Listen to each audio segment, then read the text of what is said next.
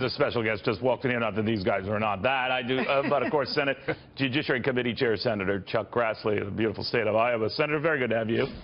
Thank you very much, Neil. Where does this whole health care thing stand in your eyes, Senator? You're closer to this than we are. Is it your sense that this measure will pass today? Well, I'm hopeful since McCain come back. I don't think they would have him coming back if his vote weren't key. But I have not had a whip count, so I can't really answer your question. But I see it from a point of pessimism the last 2 or 3 weeks because, number one, 48 Democrats under Schumer's leadership don't want this to come up. So any Republicans that don't vote just to discuss this issue among all 100 senators, instead of just 52 Republican senators, is playing into the minority's hands.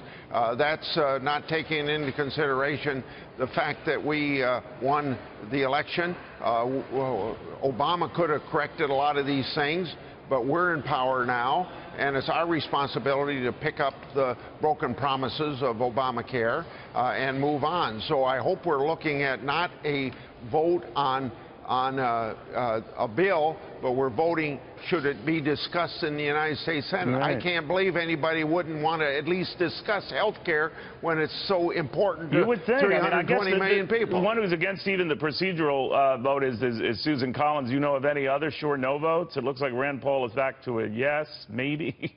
But what's your sense?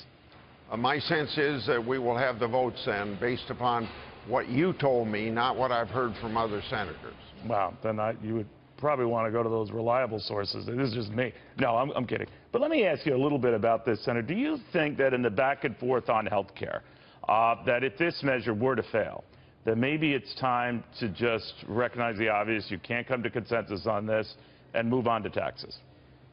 I think the answer is yes, and I think that's what Newt Gingrich is suggesting to the White House. And having a very major victory for the economy before Christmas would be very, very helpful to the economy and creating jobs and moving our growth off of under 2% to hopefully over 3%. You know, in the middle of this, you mentioned the White House, sir. The president was tweeting again his disappointment in Jeff Sessions, of course, his attorney general, saying that he has taken a very weak position on Hillary Clinton the day after saying he's beleaguered. And you know the string of events. It's been some of Jeff Sessions' friends, it's humiliating for him. Are you surprised the Attorney General hasn't already resigned? I hope the Attorney General doesn't resign. I hope he's not fired.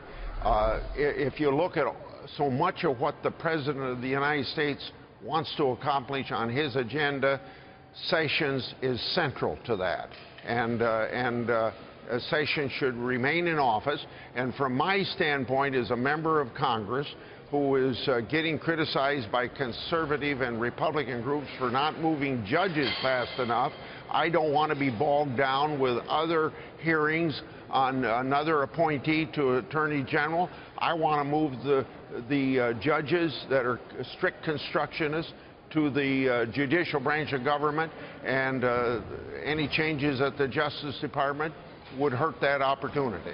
You know, it gets back to whether, I think in the president's eyes, Jeff Sessions should have ever recused himself. The president on this Russia thing feels that he shouldn't have. What do you think?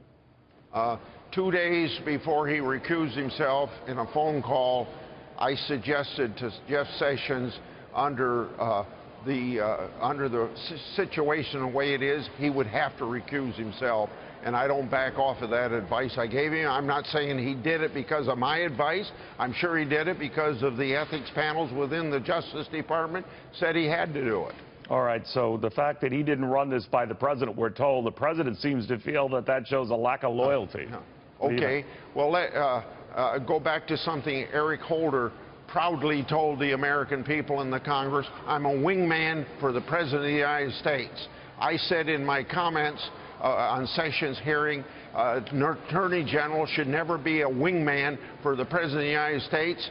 The Attorney General is a counsel for the American people and working only for the American people. I remember that very well.